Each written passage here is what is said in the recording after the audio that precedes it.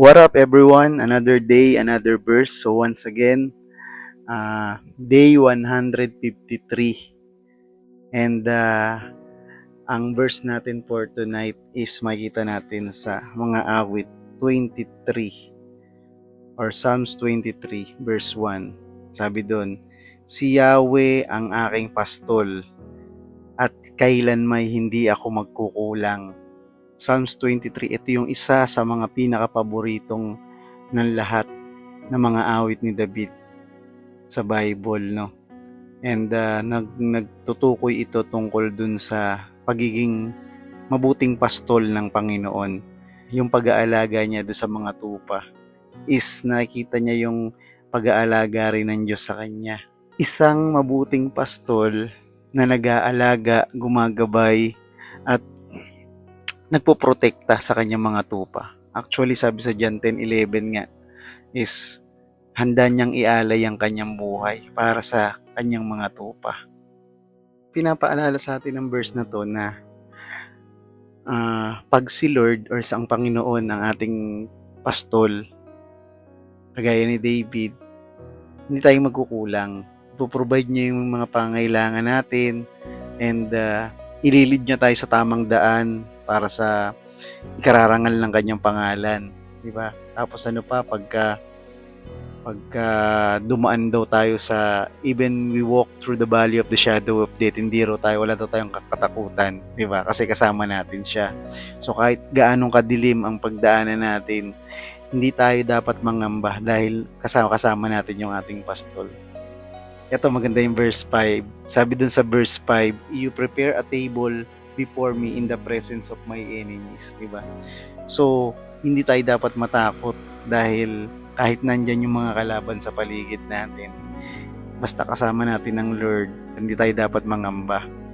Siya yung bahala sa atin. Yung blessing ng Lord nandun. Kasi sa last verse sabi dun, surely goodness and mercy, di ba, will follow me all the days of my life. Ang ganda. Maraming problema sa mundong ito, di ba?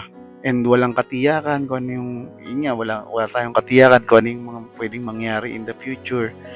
Pero alam natin na hindi tayo maglalakad mag-isa. Nandyan talaga siya. Kahit dumaan man tayo sa pinakamahirap na sitwasyon, maaari tayong magkaroon ng kapayapaan dahil kasama natin siya.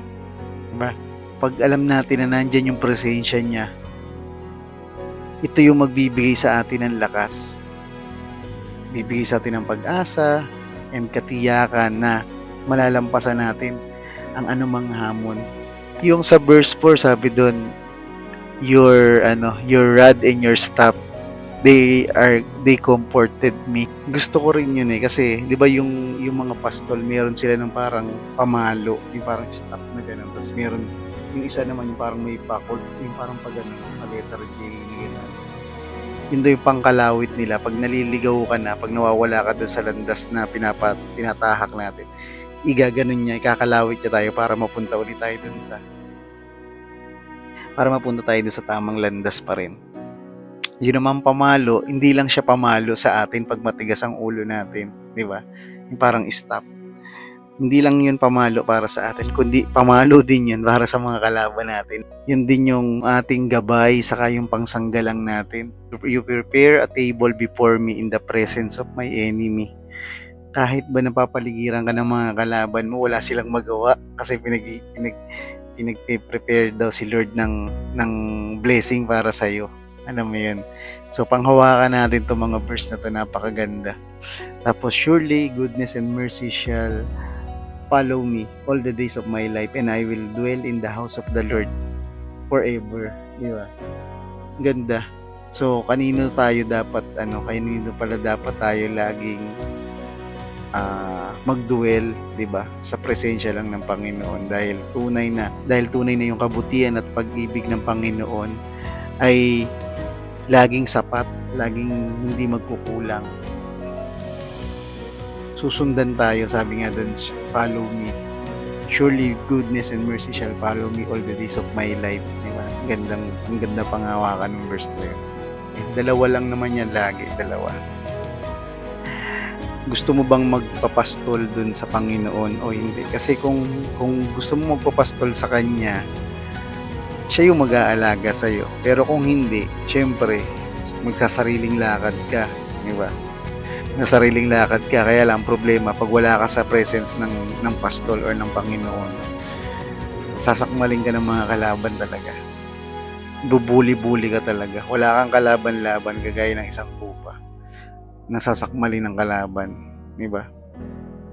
Ang kagandahan kasi sabi sa Bible din na si Lord daw handa niyang iwan yung 99 na tupa para dun sa isang nawawala. Kung sakali mang mawala tayo dahil sa katigasan ng ulo natin, ang sarap malaman na handang iwan ng Lord yung 99 na tupa niya para hanapin lang tayo na nawawala.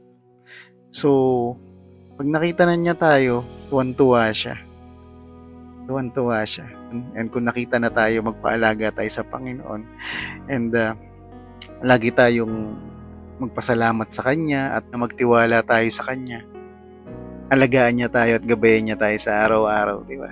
Sa gitna ng mga pagsubok at mga alalahanin dito sa buhay na to, nawa maalala lagi natin nakasama natin ang Panginoon at hindi niya tayo papabayaan. Hindi niya tayo iiwan, hindi niya tayo papabayaan hanggat siya yung ating pastol. Kung ikaw yung isang tao na hanggang ngayon ay hindi mo pa rin ipinagkakatiwala yung buhay mo sa ating mabuting pastol, siguro ito yung hindi to aksidente na napanood mo. Ito yung right time para mag-pray ka sa Kanya, isuko mo yung buhay mo sa Kanya, and pagkatiwala mo. Siya yung magpo-provide, siya yung maglilid, siya yung maggagabay sa atin, and siya yung magko-comfort sa atin. Alam mo yun? Siya yung magbe-bless sa atin dahil ang gusto ng Panginoon sa atin ay buhay na kaaya-aya, ganap, di ba? Sabi sa John 10:10, the enemy come to steal, kill, and destroy. Di ba? Puro pangwasak, pagnanakaw. Pero ang Panginoon, dumating siya dito para bigyan tayo ng buhay na walang hanggan. Para ma-enjoy natin yung buhay with a purpose. Nakasakasama siya. Hanggat nasa pag-aalaga tayo ng ating Panginoon, nakakasiguro tayo na hindi niya tayo pababayaan dahil para yun sa kanyang pangalan. Di ba? Para yun sa kanyang pangalan. So, tanggapin natin siya sa ating buhay and hayaan natin na siya yung mag-lead sa atin pagkatiwala natin yung buhay natin sa Kanya. So, yun lang, and God bless you all mga kapatid, and nawa ay patuloy nating palaganapin ang salita ng Panginoon dito sa mundong to. God bless!